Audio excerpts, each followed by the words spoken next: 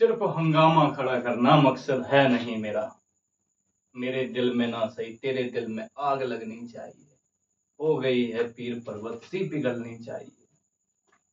हिमालय से फिर कोई गंगा निकलनी चाहिए। नमस्कार, स्वागत है आप सभी लोगों का आपके अपने YouTube channel future ready classes में।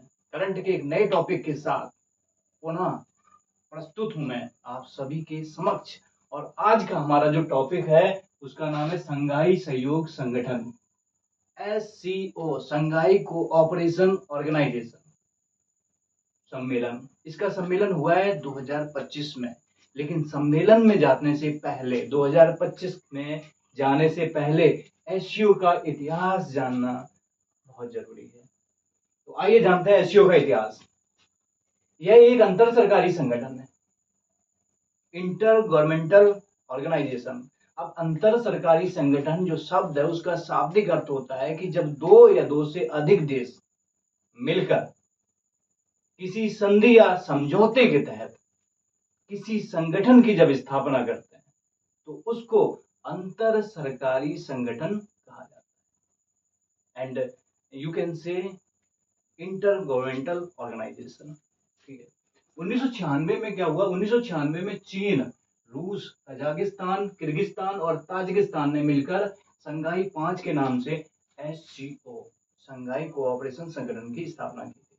मात्र 5 देश थे तब। फिर क्या होता है? 15 जून 2001 को इसमें उज्बेकिस्तान को शामिल कर लिया जाता है। उज्बेकिस्तान को जब शामिल कर लिया जाता है तो इसमें टोटल सदस्य देशों की संख्या हो जाती है 6 और इसे नाम दिया जाता है SCO, संघाई कोऑपरेशन ऑर्गेनाइजेशन, संघाई सहयोग संगठन। क्योंकि इस संगठन की घोषणा चीन के, अब इसका नाम संघाई सहयोग संगठन क्यों पड़ा?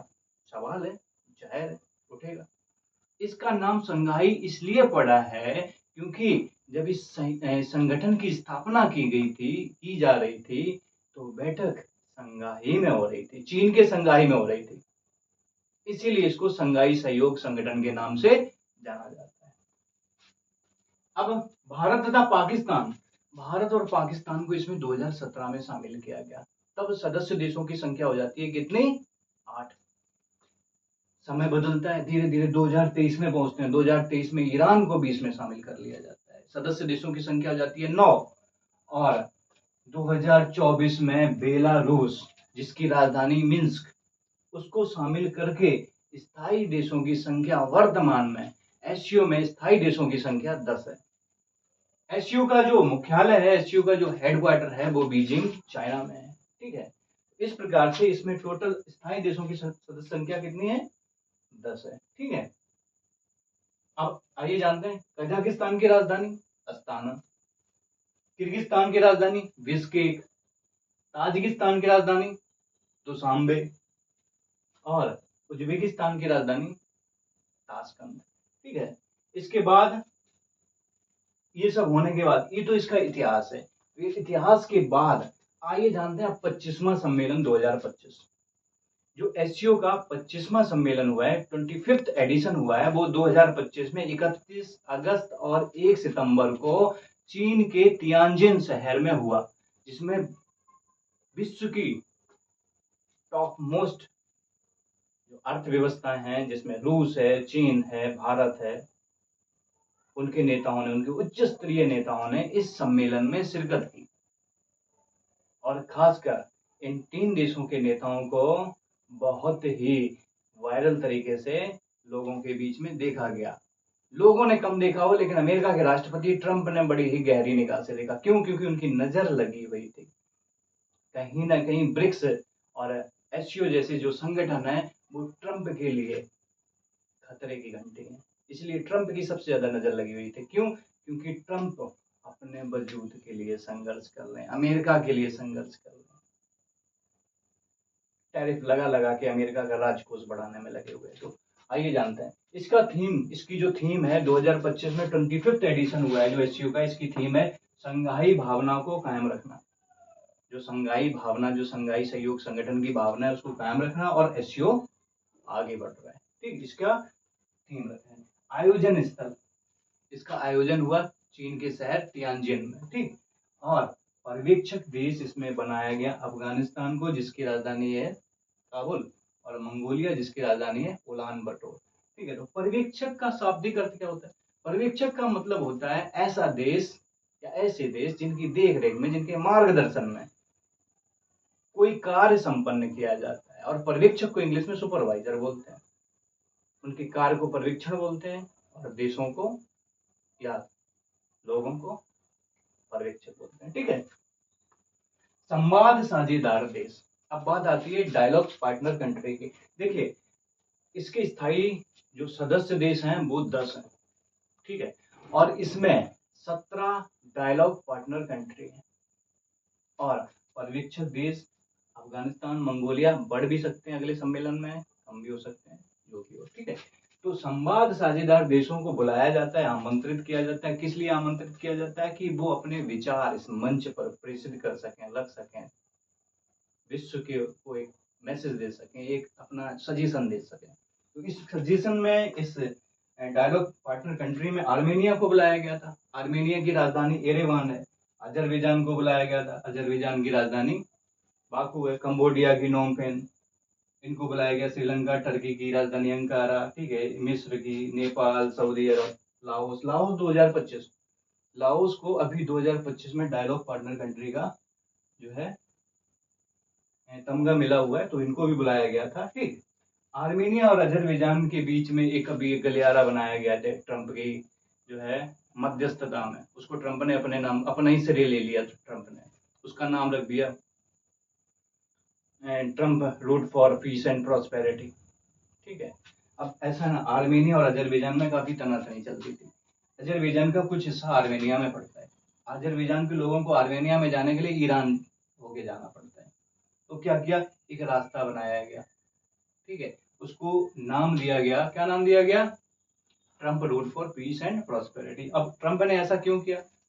ट्रंप ने ऐसा इसलिए किया कि ट्रंप को शांति का नोबेल प्राइज चाहिए। और ट्रंप को शांति का नोबेल प्राइज चाहिए, इसीलिए ट्रंप जो है भारत की तरफ, ट्रंप तीखी निगाहों से देखते हैं। क्यों? क्योंकि भारत ने ट्रंप को नॉमिनेट नहीं किया। ट्रंप ऑपरेशन सिंदूर का पूरा श्रेय ट्रंप लेने वाले थे। ट्रंप चाहते थे कि मोदी जी बोले हाँ, ट्रंप की वजह से हमने जो है युद्ध स्थगित किया है। देखिए, पाकिस्तान का हमेशा जो है, पाकिस्तान की नीति रही है कि वो तो बर्बाद देश है। उसकी नीति रही है कि हम बर्बाद हैं तो दूसरा भी बर्बाद हो जाए, तो उसने नॉमिनेट कर दिया। भाई, जब ऑपरेशन सिंदूर खुद इन्होंने अपने जो है 1/1 वार्ता, 1/1 डायलॉग के अकॉर्डिंग बंद किया है, तो ट्रंप को श्रेय क्यों दे रहे? और ट्रंप इसका श्रेय लेना चाहते थे। ठीक है, इसीलिए ट्रंप ने भारत पे 50% टैरिफ लगाया हुआ है। वजह वो नहीं है जो दिखती है, वजह वो होती है जो दिखती नहीं है। और वजह यही है कि इनको चाहिए काय का? शांति का नोबेल प्राइज। जो ये चाहते हैं कि मोदी जी उनको नॉमिनेशन करें, उनको खुले मंच से बोलें कि हाँ, इन्होंने जो है मध्यस्थता की, लेकिन ऐसा नहीं है। ठीक, तो इन देशों को क्या बनाया गया था? संवाद साझेदार देश। ठीक है, डायलॉग पार्टनर कंट्री। अब देखो, एससीओ के उद्देश्य क्या है? एससीओ के उद्देश्य होते हैं, एससीओ का उद्देश्य है कि सदस्य देशों के बीच सहयोग और शांति को बढ़ावा देना।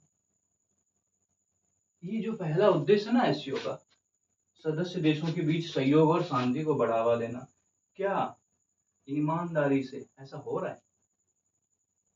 क्या ईमानदारी से ये अपने आपसी सदस्य देशों के बीच सहयोग और शांति बनाने रखने में कायम हो पा रहे हैं? नहीं हो पा रहे हैं ना। क्यों? क्योंकि आर्मेनिया अजरबैजान को देख लो, भारत पाकिस्तान को देख लो।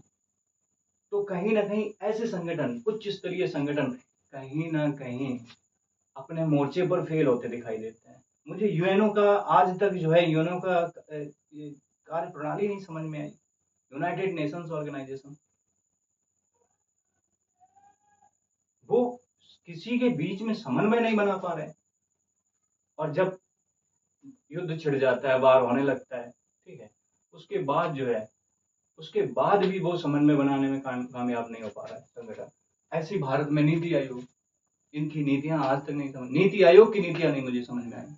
ठीक है, तो इन ऐसे संगठनों को स्व मूल्यांकन करने के लिए खुद को, अपने आप को देखने के लिए बहुत जरूरी है।